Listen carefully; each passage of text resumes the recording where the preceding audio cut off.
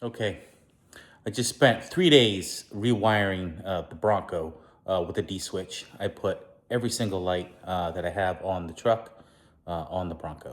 So I added new Diode Dynamics pocket fogs. I never had ones in there before. I had the Z-Roads in there before.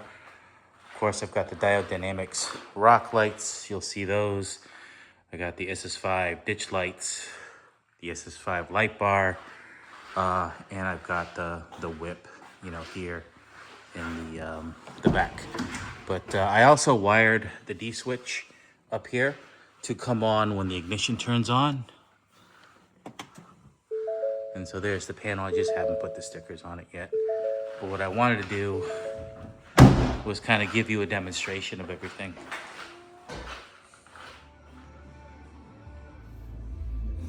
All right, first things first, this is the Diode Dynamics Bluetooth app.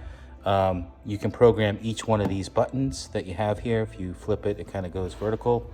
One of the cool things about this is you got a single backlight channel.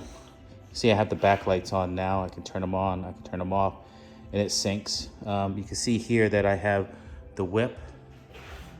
I have the rock lights. So you can see those. I can do the light bar, ditch lights, the new fog lights. And I can switch those backlights on and off, which is kind of cool.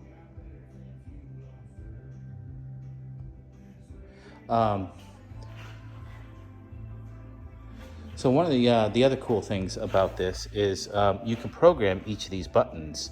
So for example, what I did is I wired up a whole bunch of channels, I think, on this button, and I programmed a different flash. Watch this.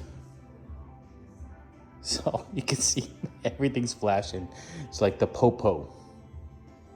So that's kind of cool. So, so if you take a look at the app, you go down here to settings, and they have this buttons and channel.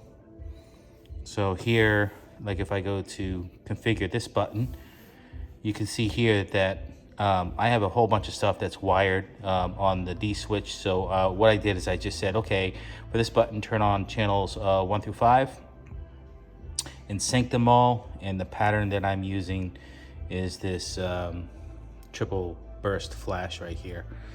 And then you just make sure you sync all channels, and it's kind of real easy. Oh, the other thing you can do,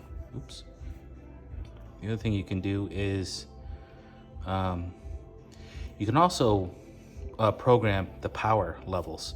Another cool thing about this D-switch is the fact that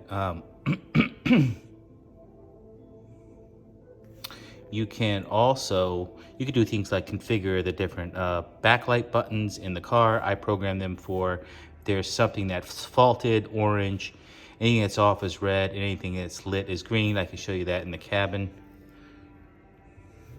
But this, so there's a bunch of sensor wires too that you can program. Like I programmed when the ignition's on, it actually turns on the Diode Dynamics switch. But the other cool thing here is the output channel here. So you can set up, you can totally configure and rename all of the channels. That's not what I was actually looking for, but was it the channel? Yeah, maybe it is this output channel. Yeah, it's the output channel. So this is really cool. So if I select a channel, I can actually program. So this is channel 6. So channel 6 is actually a 30 amp circuit. And I programmed it to be 10 amps, to trigger at 10 amps. Okay, now that's cool because I was wondering where all the fuses were, and it's all solid state, so it's all digital switching. So if there's an overcurrent, it just turns off the circuit, which is kind of cool. But you can configure that for every channel. How cool is that? So pretty much this app is unbelievable.